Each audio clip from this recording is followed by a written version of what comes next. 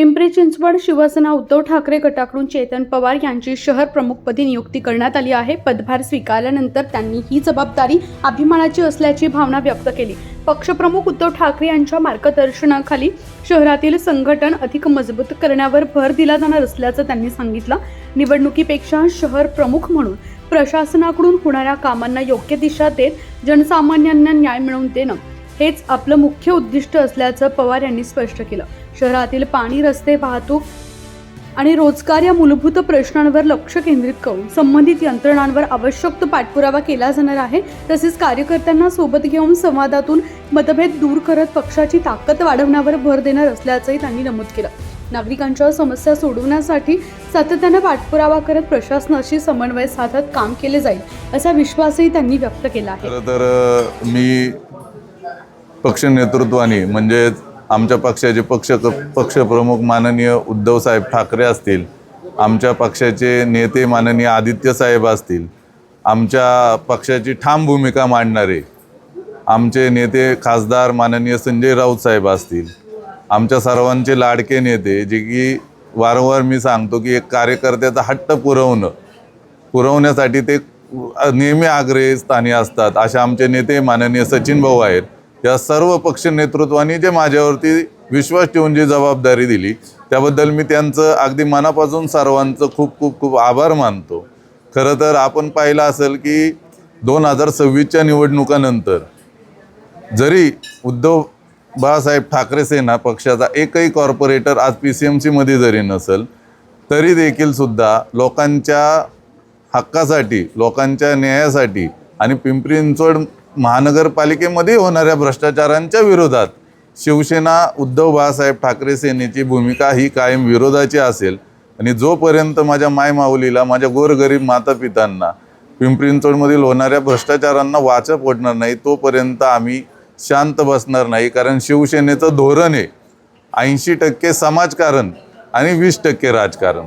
ते धोरण अवलंबून येणाऱ्या काळात आम्ही निश्चितच प्रयत्न करू। खरं तर माझ्यासारख्या एक युवक कार्यकर्त्याला पक्ष नेतृत्वाने जी जबाबदारी दिली त्याबद्दल मी यापूर्वी त्यांचे आभार मानले। त्यांनी जो विश्वास ठेवला, निश्चितच त्यांचा विश्वास, पक्षाचे विचार हे सर्व मी गोरगरीब लोकांसाठी आणि त्यांच्यापर्यंत पोहोचवण्यासाठी आम्ही निश्चितच प्रयत्न करू। येणाऱ्या काळात नवीन कार्यकारिणी 1 ते 1.5 महिन्यात आम्ही जाहीर करू आणि येणारी सर्व कार्यकारिणी असेल, आम्ही सर्वजण असेल, आज या ठिकाणी जोमाने रस्त्यावरती उतरून लोकांसाठी प्रयत्न करू। भ्रष्टाचाराच्या विषयी मी तुम्हाला आत्ताच सांगितलं की आमची एक संलग्न टीम आम्ही एक तयार केलेली आहे, जेणेकरून आम्ही पिंपरी चिंचवड महानगरपालिकेमध्ये ती रुजू केलेली आहे। निश्चितच आम्ही त्यांच्याकडनं पूर्ण माहिती घेऊन, आमच्या टीमची पूर्ण माहिती आल्यानंतर कागदोपत्री आपण याविषयी बोलू। ओरली बोलणं हे उचित ठरणार नाही आहे, त्यामुळे पुराव्यानिश्चित आम्ही तुमच्यासमोर येत्या काही दिवसात येऊ। आणि पिंपरी चिंचवड महानगरपालिकेत विरोधी पक्षनेता उरलेला नाही आहे आज रोजी। कारण राष्ट्रवादी आणि शिवसेना, शिंदेसेना हे जरी तिथं भूमिका घेत असेल, म्हणजे विरोधाची भूमिका घेत असेल, तर आपण पाहिलं तर राज्यात हे तिन्ही पक्ष मिळून एकत्रितरित्या काम करतात आहे। त्यामुळे त्यांच्यावरती काही ना काहीतरी बंधनं आहेत, त्यामुळे ते ठोस विरोध करू शकत नाही।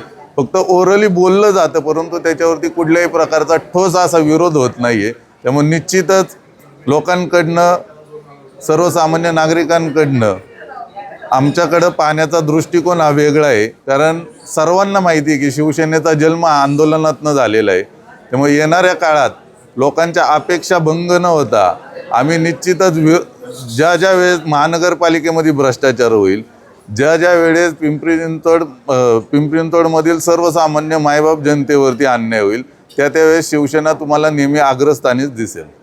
खरं तर 52 कोटीचा भ्रष्टाचार झाला, तर युवा म्हणून तुम्ही काम बघितलेले अनेक युवक तुमच्यासोबत आहेत। आता जर आपण बघितलं की गेले ते कावळे राहिले ते मावळे, अशा मावळ्यांना तुम्ही काय आव्हान करायला? नाही, आपण जर पाहिलं तर फक्त तो ज्याच्या स्वार्थासाठी फक्त दुसरीकडे गेलेला आहे, परंतु जो सर्वसामान्य कार्यकर्ता आहे, जो शिवसेनेशी बांधील आहे, जो विचारांशी बांधील आहे, तो आजही या इथे टिकून उभा आहे। त्याच्यामुळं गेले ते मावळे तुमचं म्हणणे ते बरोबर आहे, परंतु मी तुम्हाला आत्ताही सांगितलं की नवीन कार्यकारिणी जाहीर करताना काही नवीन, काही जुने असं सर्वांचा संगनमेळ करून ज्या आमच्या आघाडी सेलच्या ज्या नियुक्त्या बाकी असतील, असं सर्व काही महिला पदाधिकारी नवनियुक्त करणार असतील, असं सर्वांचा एक संगनमेळ करून 1.5 ते 2 महिन्यात निश्चितच सर्वांना एकत्रितरित्या घेऊन सर्वांशी चर्चा करून निश्चितच 1.5 ते 2 महिन्यात एक नवीन कार्यकारिणी पिंपरी चिंचवड शहराला आणि एक सक्षम कार्यकारिणी पिंपरी चिंचवड शहराला शिवसेनेच्या माध्यमातून मिळेल.